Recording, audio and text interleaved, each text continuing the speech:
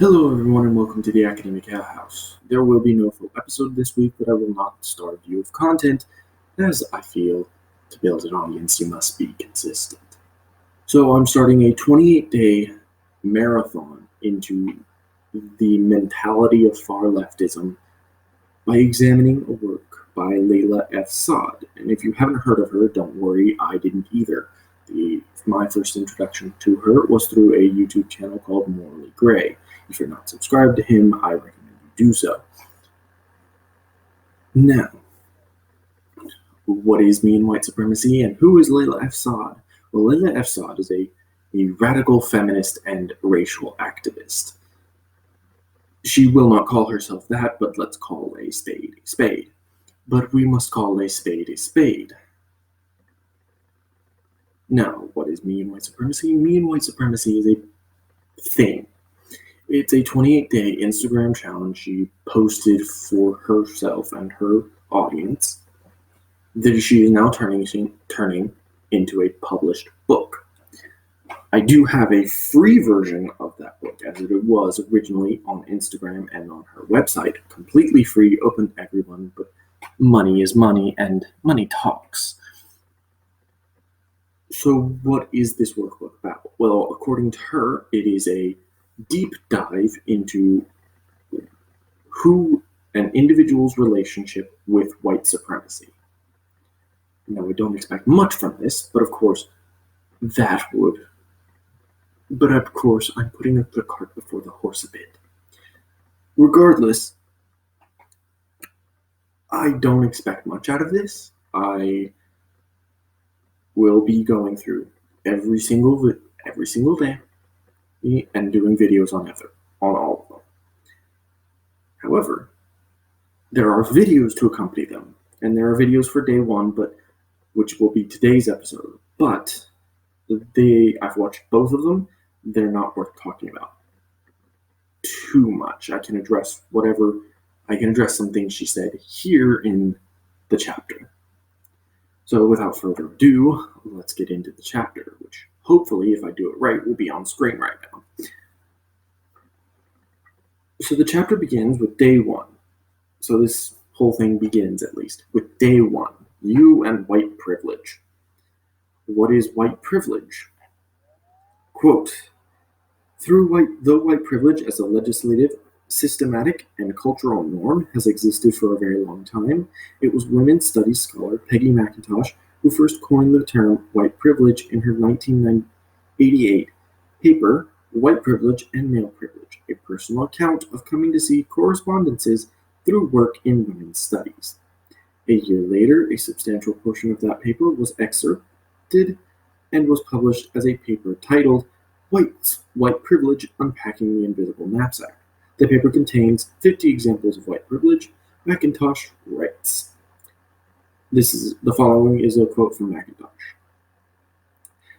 I have come to see white privilege as an invisible package of unnamed assets that I can count on cashing in each day, but about which I was meant to remain oblivious. White privilege is like an invisible, weightless knapsack of special provisions, assurances, tools, maps, guides, code books, passports, visas, clothes, compasses, emergency gear, and blank checks. End quote. White privilege, this is Assad again. Quote, white privilege is unearned advantages that are granted because of one's whiteness or ability to pass as white. White privilege is separate from, but can intersect with, class privilege, gender privilege, sexuality privilege, age privilege, able-bodied privilege, or any other types of privileges. For example, a person can be transgender male and still have white privilege. Not holding cisgender privilege does not cancel out one's white privilege. A person can lack class privilege and still have white privilege. Not having wealth does not cancel out white privilege. A person can be gay and still have white privilege. Not having straight privilege does not cancel out white privilege.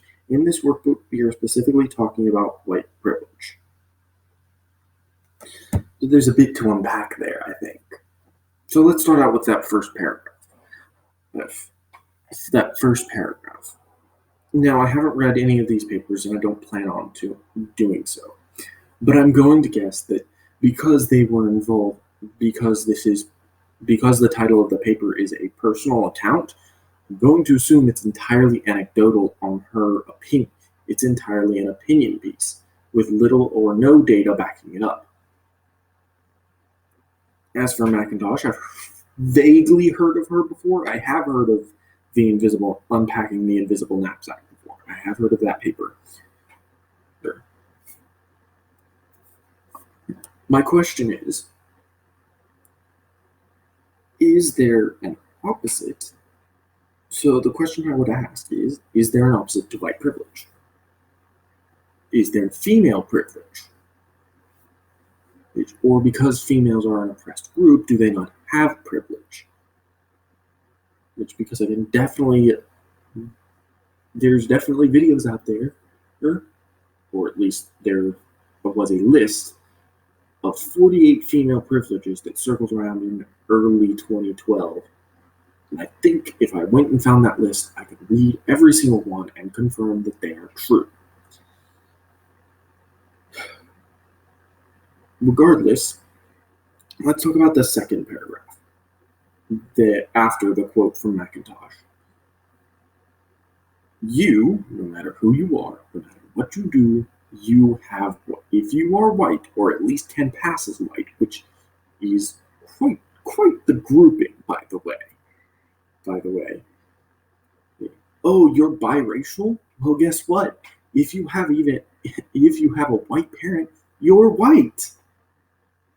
It's almost like if a drop of white blood is even in the child's body, they're white. Yeah. Makes you think, doesn't it? But no matter who you are, no matter what sort of views you have, what sort of upbringing you have, no matter what the circumstances of your individual life may be, if you are white, you have privilege. Or if you are white, you are tainted. You are given benefits that you don't deserve because of your skin color, because you can pass as someone else's skin color.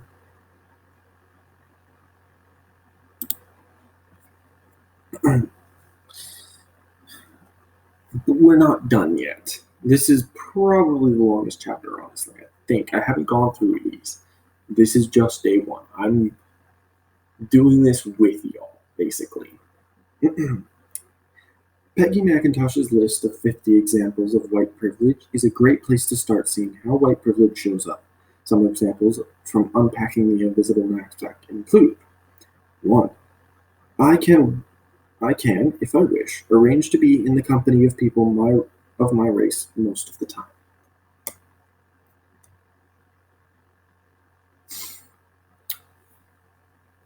Well, yes, I can, in fact, arrange that. But usually, that's because generally, when we establish social groups,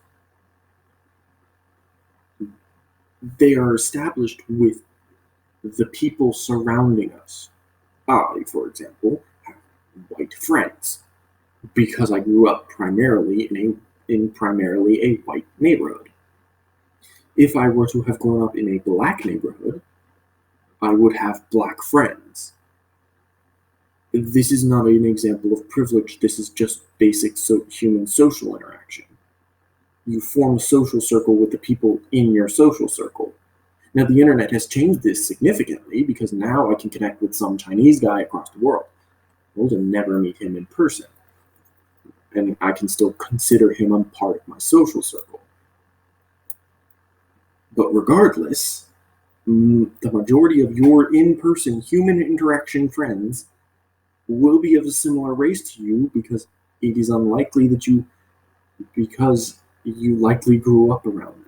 Or if they're a different race for you, so what? You have formed a social circle of people you enjoy spending time with. The second example is number 7 in the list of 50.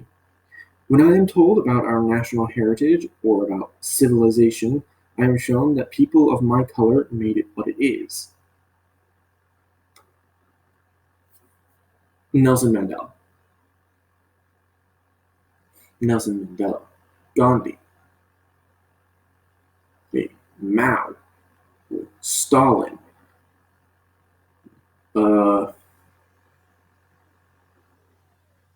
Muhammad. Real or imagined, these people shaped civilizations and they were not white. Well, Stalin was white, but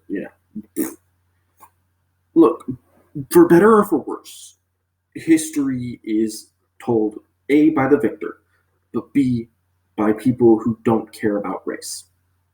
If you are an influential figure, or even,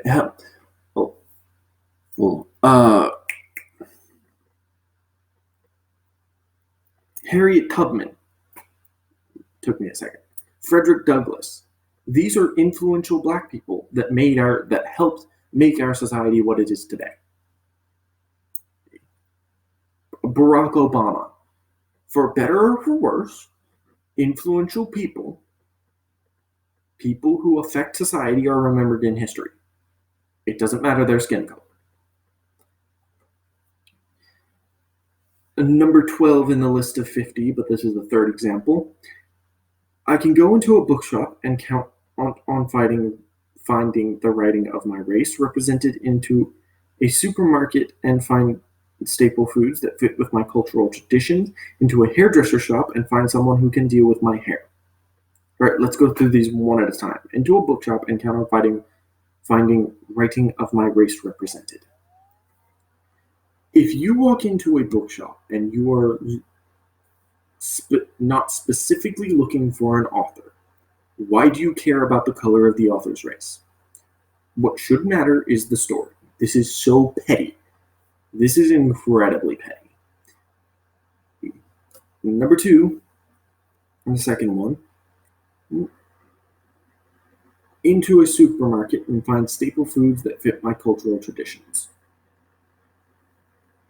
I mean, look, I don't expect to walk into whatever the equivalent of Walmart is in Japan and find, I don't know, Doritos, or as large a dairy section as we have, because most Japanese people, they don't consume dairy, not to the level we in the Western world do.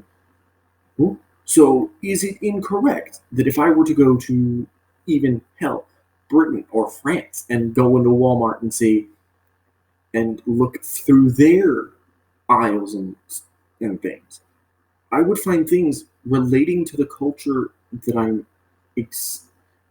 there to experience.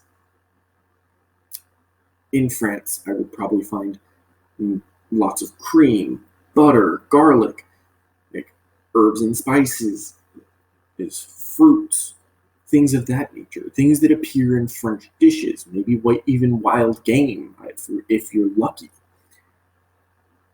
Maybe even wild game. In Britain, I'd find their unique desserts or things that have affected their culture. Food changes based on food and what you can find available in your local supermarket is going to change depending on your location. I could travel from Texas to a different state and probably find different things in a supermarket, in different Walmarts, because different Walmarts will have different needs that serve their populace because the culture will be different.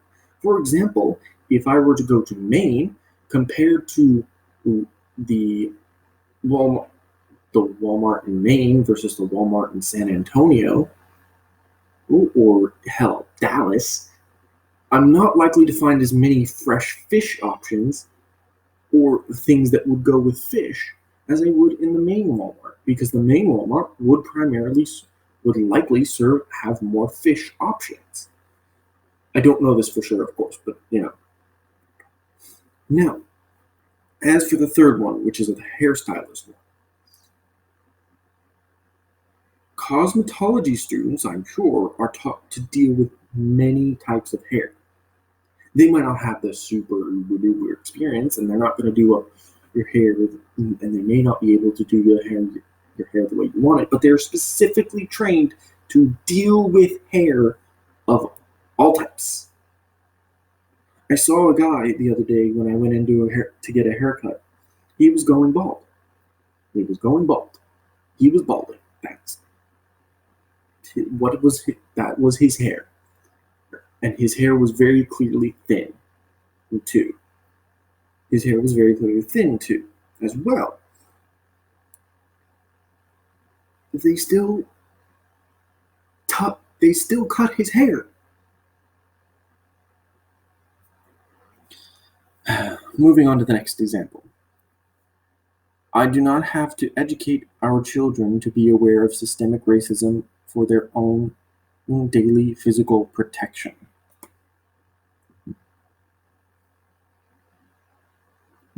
The police are racist. That's what this example means, but the state and the police are racist. We want the state to control everything. Remember, this will, I'm sure, come up again. Yeah. Yeah. I don't have to educate my children on that because I don't want my children to see themselves as victims. I don't even want that. Should somehow in the future the tables turn and white people can play the victim narrative until the cows come home and nobody says a damn thing.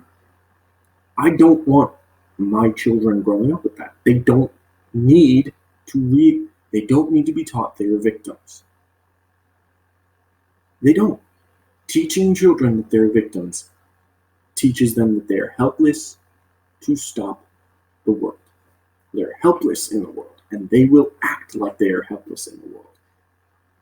And they will lie down and take whatever the state or whatever authority figure will give them because they cannot make their way on their own. You rob children of individuality when you teach them they are victims. Next one. If a traffic cop pulls me over or the IRS audits my tax return, I can be sure I haven't been singled out because of my race.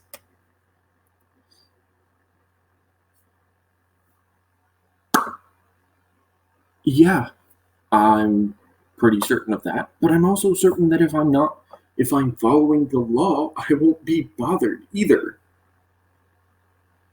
No, I'm not saying it doesn't happen. That would be incorrect. But this is not an example of white privilege. Next example. We're almost done. If my day, week, or year is going badly, I need not ask if each negative episode or situation, whether it has racial overtones. I don't know about you, but that seems like a personal problem to me. If you must view your world through the lens of race, you are already starting out incorrectly.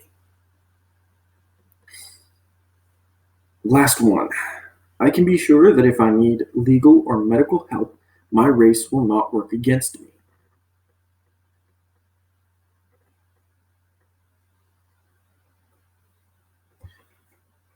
Were you aware, in general, that Black people experience less stress? That Black people are at less risk of diabetes than white people? It's rather interesting, don't you think? That Black people are more prone to sickle cell anemia and high blood pressure, but less risk of diabetes and certain cancers. It's almost like, biologically, we're somewhat different.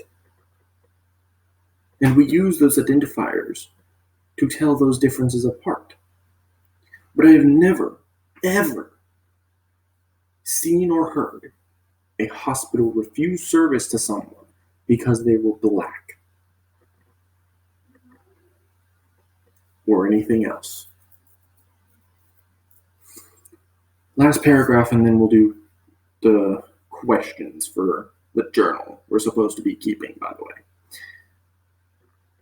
Why do you need to look at white privilege? White privilege is the reward that white and white-passing people receive in exchange for participating in the system of white supremacy.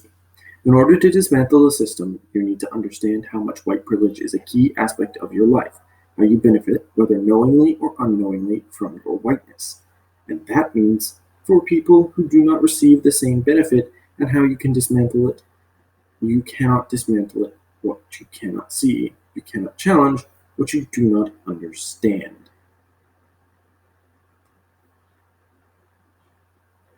So, white privilege is just a reward I get for participating in the system of white supremacy. But white supremacy, it inherently exists on white privilege. But white supremacy feeds on white privilege. So white privilege is continually both a reward and a catalyst for further white supremacy. That seems, circular. We're still is because I am white passing, I automatically have this. There's no out here. There's no removing myself from this elite list of people who have white privilege.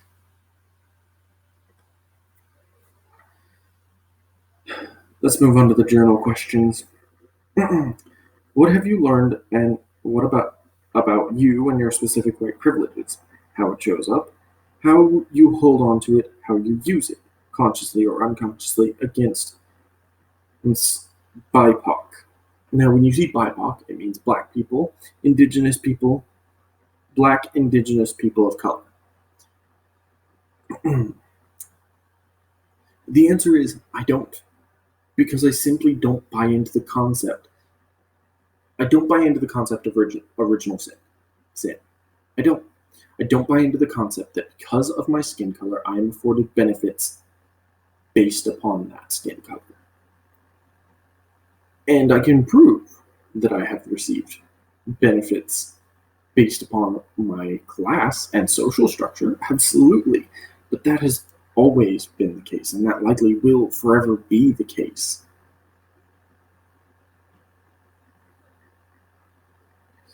Next question. How do you benefit from white privilege, and how have you held onto that benefit, despite knowing the harm it does? Again, this requires me or you to buy into the idea of white privilege. What have you learned about the ways you specifically wield this privilege that do harm, whether intended or not? Dig deep, no sugarcoating, and no focusing on the good you have done with your privilege. Remember, this isn't about being self-congratulatory, it's about pulling out white supremacy.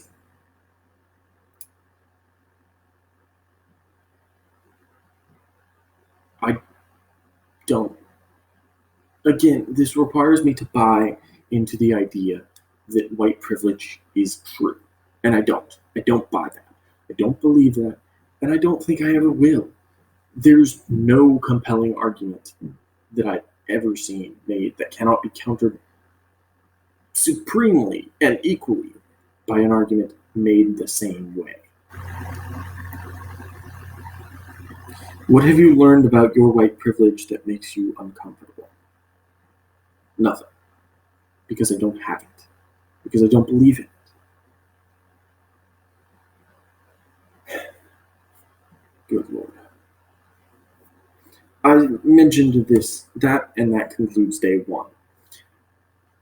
I mentioned this in our last episode, that these leftist activists, if you go deep enough, they no longer become somewhat scientifically, academically minded people. They become preachers. This is religious indoctrination at its finest. There is no out. You are guilty of white privilege starting out. All she does is seek to show you that, hey, no matter what, you have white privilege. Feel bad. And we'll see this, I'm sure, more as we go on day by day. Well, that being said, I hope you enjoyed. I certainly did. I hope this finds you all in good spirits, and I hope you all have a wonderful day. Tomorrow will be another episode of this, and I will be doing this even on days when we have full episodes.